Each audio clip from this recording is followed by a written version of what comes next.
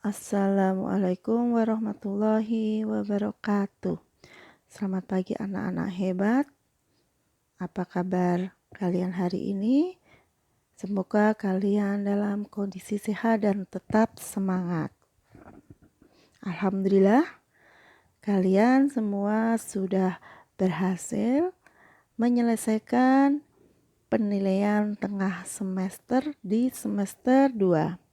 Berarti tinggal setengah semester lagi kalian belajar di bangku kelas 1. Anak-anak semua, untuk pagi hari ini kita akan belajar tema yang ketujuh atau tema 1G, judulnya benda, hewan, dan tanaman di sekitarku. Tapi sebelum pembelajaran kita mulai, mari kita membaca doa terlebih dahulu. Bismillahirrahmanirrahim. Raditu billahi rabba wa bil islami dina wa bi Muhammadin nabiyya wa rasulullah. Rabbi zidni ilma warzuqni fahma. Amin ya rabbal alamin. Terima kasih. Semoga dengan membaca doa tadi kita semua diberi kemudahan dalam memahami pembelajaran pada hari ini. Baiklah anak-anak, kita silakan kalian buka buku tema yang ketujuh atau tema 1G. Kita akan masuk kepada pembelajaran subtema yang pertama, yaitu benda hidup dan benda tak hidup di sekitar kita. Nanti atau hari ini kita akan masuk pada pembelajaran ke-1. Tapi sebelumnya silahkan kalian buka awal bacaan di awal subtema.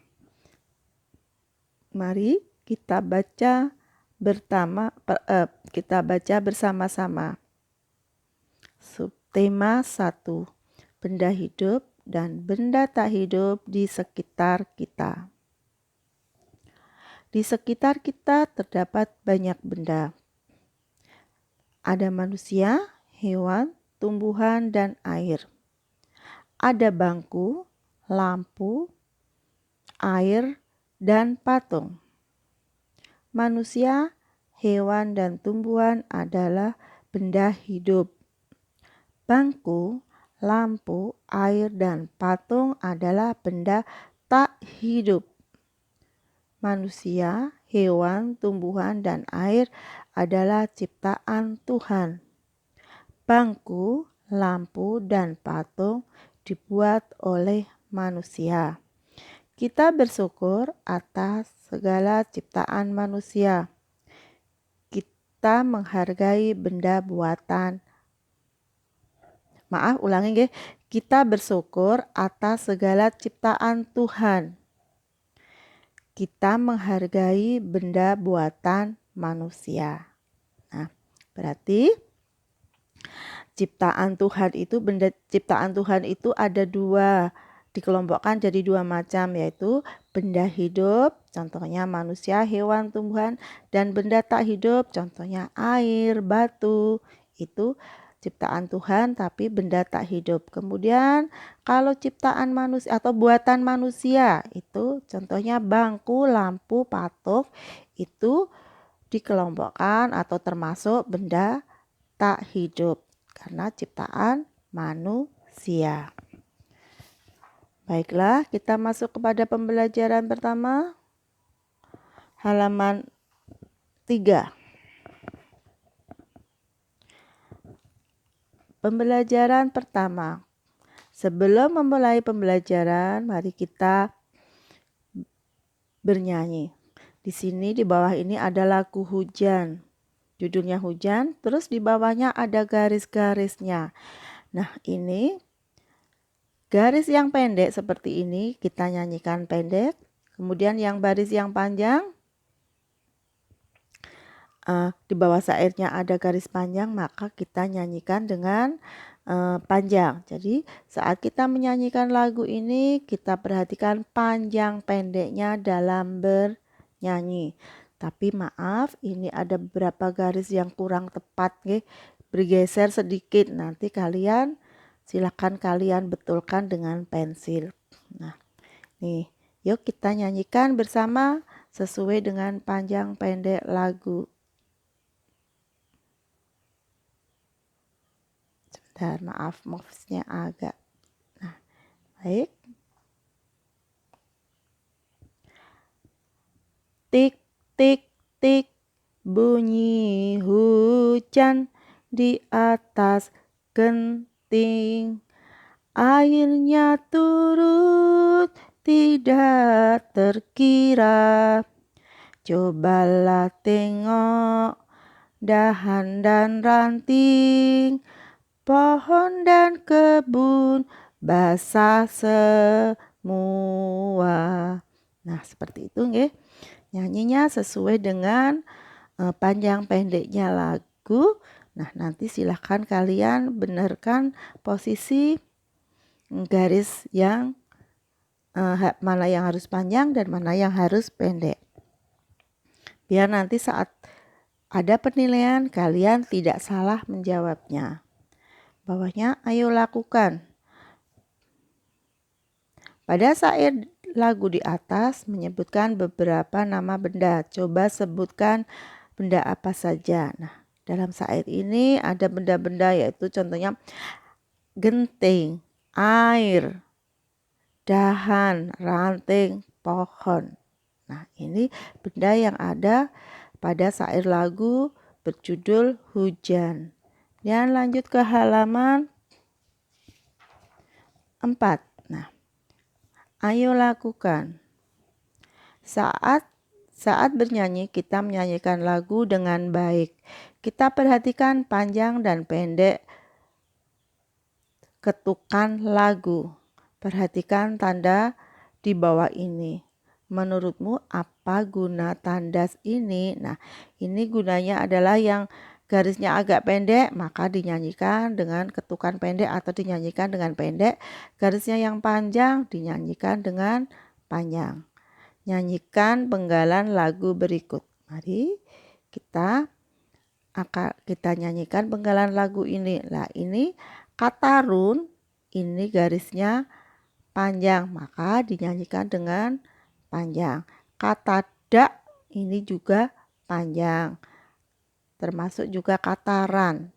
Yang lainnya dinyanyikan pendek. Coba, ayo kita nyanyikan bersama.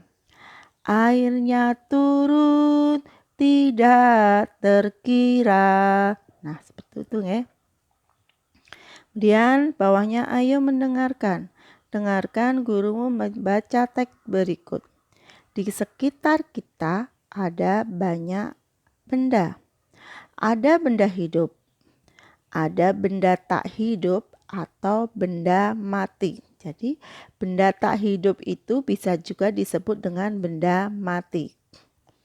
Manusia, hewan, dan tumbuhan adalah benda hidup. Kursi dan tempat sampah adalah benda tak hidup. Amati gambar di samping. Coba sebutkan apa saja benda hidup. Coba sebutkan apa saja benda tak hidup atau benda mati. Nah, kita lihat di sini yang termasuk benda hidup adalah tumbuhan, manusia, binatang.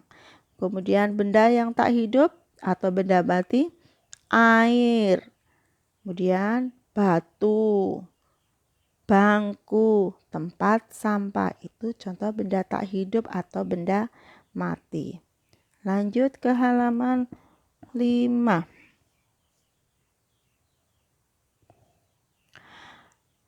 Ayo beraktivitas. Isilah tabel berikut ini. Tentukan benda-benda di bawah ini. Nah, ini ada 15 benda. Kalian diminta memberi centang. Benda ini termasuk benda hidup atau benda tak hidup. Contohnya, gunung. gunung termasuk benda tak hidup, maka yang dicentang kolom benda tak hidup. Terus nomor 2, awan. Awan itu juga termasuk benda tak hidup. Nah, kemudian kita lihat nomor 5, ikan. Ikan benda hidup atau tak hidup? Ya, ikan termasuk benda hidup. Nah, maka yang dicentang adalah kolom benda tak hidup. Nah, yang ini silakan kalian kerjakan sendiri. Kalian amati. Nomor 3, hujan. Nah, hujan itu termasuk benda hidup atau tak hidup. Silakan kalian centang sesuai kelompok bendanya. Silakan dikerjakan sendiri sampai nomor 15. Kemudian beralih ke halaman 6. Beri tanda centang untuk benda hidup dan beri tanda silang untuk benda tak hidup. Nah, ini juga mudah sekali. Silakan kalian kerjakan. Yang benda hidup maka dicentang, yang benda tak hidup atau benda mati disilang. Farida kasih contoh 2 benda. Nah, sikat gigi itu benda mati, maka kita silang. Kemudian cicak adalah benda hidup, kita centang. Nah, silakan kalian lanjutkan kerjakan sampai gambar pohon ini. Yang benda hidup, termasuk benda hidup dicentang, yang termasuk benda tak hidup atau benda mati silakan disilang. Silakan dikerjakan sendiri. Kemudian kita lanjut ke halaman 7.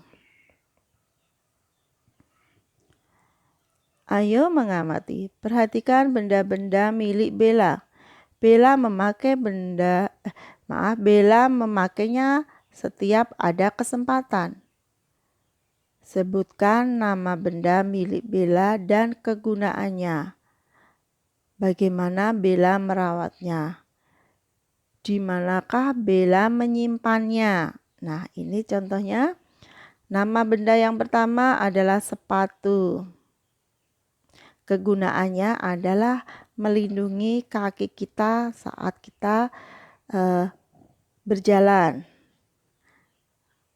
Cara merawatnya itu dicuci. Tempat menyimpannya di rak sepatu. Kemudian tas, gunanya untuk membawa, ini tas sekolah, gunanya untuk membawa perlengkapan sekolah. Kemudian cara merawatnya, saat tidak dipakai ditaruh di meja belajar atau dicantelkan di tempatnya. Kemudian cara merawatnya juga sama dicuci atau dibersihkan. Kemudian buku, ini gunanya untuk belajar. Cara merawatnya, setelah selesai untuk belajar kita letakkan pada tempatnya. Kemudian menyimpannya ditaruh di tempatnya. Cara merawatnya, kita saat belajar kita buka halaman-halamannya dengan pelan-pelan. Baju, kegunaannya adalah menutup badan kita, menghangatkan badan kita. Cara merawatnya dicuci dan disetrika. Cara menyimpannya, tempat menyimpannya di almari. Dan bawahnya, ayo berlatih. Lengkapi kalimat dengan kata-kata yang tersedia. Kemudian bacalah. Nah, ini ada 5 kalimat. Dan 5 kalimat ini belum penuh. Kalian diminta mengisinya, memilih kata-kata yang ada. Kata yang dipilih adalah bersih, menulis, dirawat, sabun, rusak. Nah, setiap satu kalimat itu satu pilihan. Nanti pilihannya silahkan kalian tulis di sini. Setelah selesai terisi semua, nanti kalian baca. Nah, untuk ini juga silahkan kalian kerjakan sendiri. Seperti pembelajaran sebelumnya, sudah biasa kalian kerjakan. Tentunya kalian pasti bisa. Oke, ini dikerjakan sendiri ya, yang ada di halaman 7. Silakan kalian kerjakan sendiri. Kita berlanjut ke halaman 8. Beri tanda centang untuk pernyataan yang benar. Beri tanda silang untuk pernyataan yang salah. Nomor 1, Bella menulis di atas meja. Maksudnya dia menulis dengan buku dan bukunya ditaruh di atas meja. Maka ini betul, maka dicentang. Nomor 2, Madi tidak suka memakai baju bersih. Pernyataannya salah, dicentak, disilang.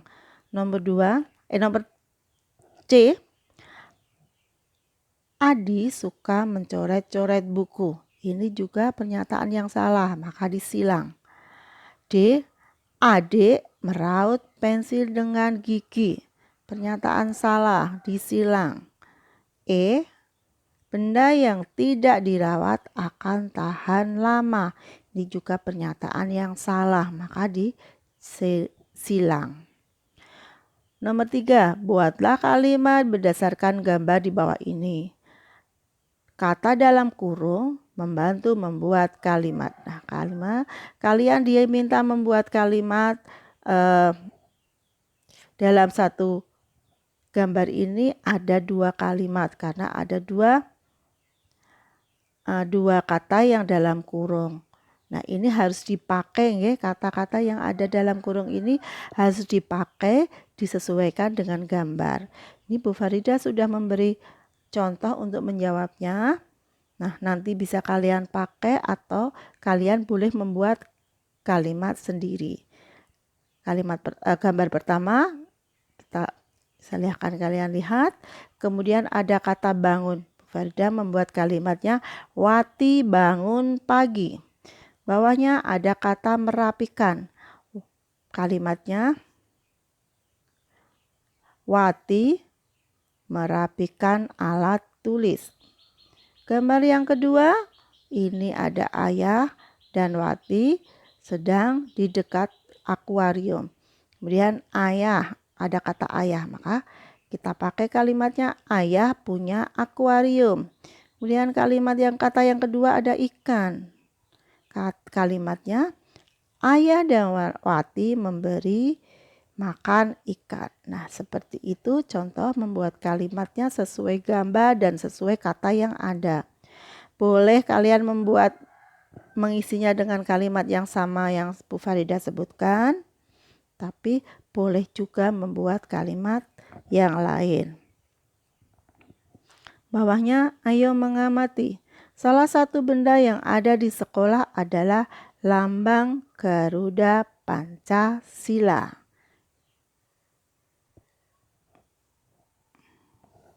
Halaman 9. Nih, Garuda Pancasila adalah lambang negara Indonesia. Ini gambar Garuda Pancasila. Ini adalah lambang negara Indonesia.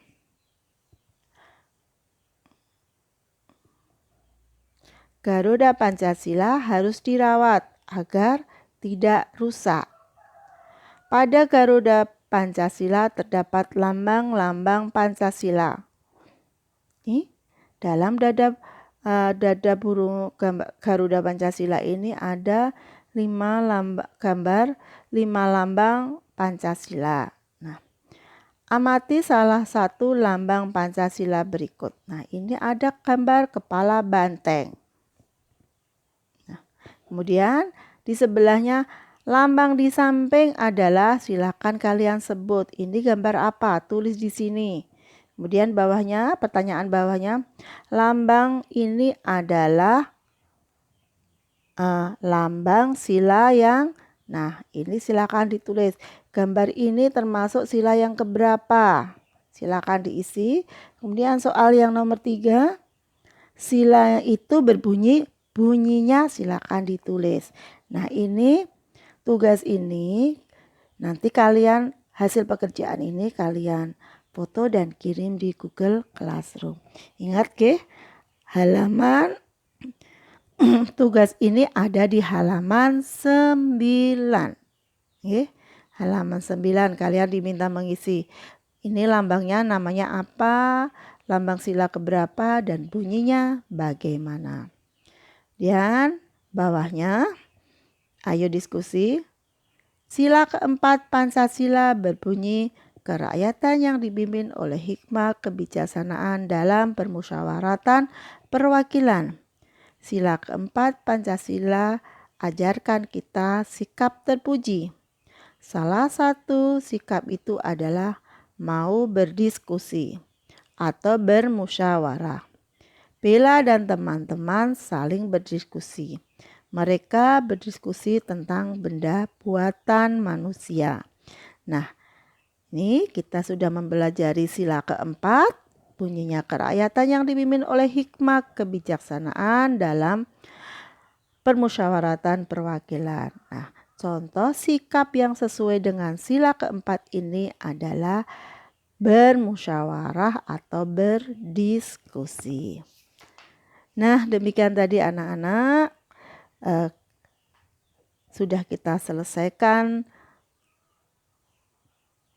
pembelajaran pertama di subtema pertama pada tema yang ke-7. Nah, sekarang silakan kalian melanjutkan dengan mengerjakan di buku paket kalian masing-masing. Nah, anak-anakku semua, demikian tadi penjelasan materi yang bisa Bu Farida sampaikan. Banyak kurangnya Bu Farida mohon maaf. Mari pembelajaran hari ini kita akhiri dengan bacaan Alhamdulillahirabbil alamin.